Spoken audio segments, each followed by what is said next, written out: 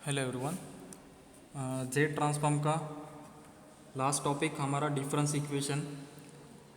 आज का topic difference equation. हमने प्रीवियस वीडियो में देखा था कि क्या एप्लीकेशन होते हैं डिफरेंस इक्वेशन के। तो हमने पढ़ा था कि अगर हमें नेटवर्क, जो आपने नेटवर्क थ्योरी सेकेंड ईयर में पढ़ा है, उसमें आपने पढ़ा होगा transient, AC transient, DC transient, steady state analysis. उसमें आप इनिशियल कंडीशंस को चेक करते थे। At t is equals to zero पे स्विच का performance, at t is equals to zero, t is equals to zero plus, t is equals to zero minus, t is equals to infinity पे आप क्या करते थे, मेरे networks में जो आर एल सी पैरामीटर थे उसका एनालिसिस करते थे। तब आप क्या करते थे, विद द हेल्प ऑफ के वी एल के सी एल एक इक्वेशन लिखते थे जो डिफरेंशियल इक्वेशन था। फिर आप उसको सॉल्व करते थे।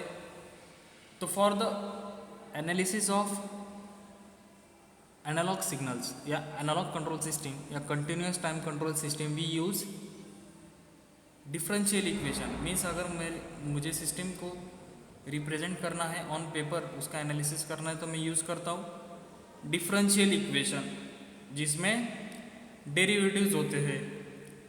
अभी order of that equation represent number of energy storage elements in the circuit. Means अगर मेरा एक सेकंड डिग्री डिफरेंशियल इक्वेशन है, d square x by d t square plus 3x square x, ऐसा इक्वेशन है, और उसमें उसकी डिग्री सेकंड है, और वो एक आर एल सी सर्किट को रिप्रेजेंट कर रहा है, तो वो degree of that equation represent करेगा कि कितने number of energy storage element है। तो हर एक डिफरेंशियल इक्वेशन को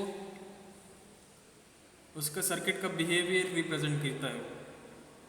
तो वैसे ही जैसे कंटिन्यूस सिस्टम होता है, वैसे डिस्क्रीट टाइम सिस्टम होता है, जिसको हम डिजिटल कंट्रोल सिस्टम भी कहते हैं। तो डिजिटल कंट्रोल सिस्टम में हम सिस्टम को रिप्रेजेंट करते हैं with the help of difference equation.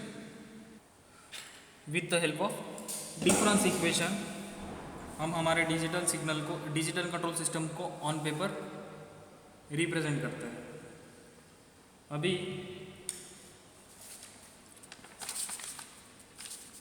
अगर सपोज ये मेरा एक आर एल सी सर्किट है,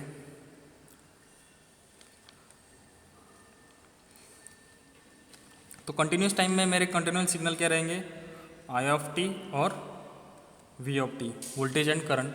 तो मैं क्या करता हूँ, इस सिग्नल को, ये स्विच है मेरा, अगर सिग्नल ये सर्किट का अगर मैं परफॉर्मेंस चेक करूँ तो at t is equals to zero minus means before closing switch, t is equals to zero plus at instant switch close, and at t is equals to infinity पे, ये तीनों instant पे मैं क्या करता हूँ, सर्किट का परफॉर्मेंस चेक करता हूँ। तो तीनों कंडीशन में मेरे आरएलसी का नेचर क्या हो जाता है, या एक तो इंडक्टर शॉर्ट सर्किट हो जाता है, एक तो कैपेसिटर ओपन सर्किट, ऐसे सर्किट्स का नेचर चेंज होते रहता है।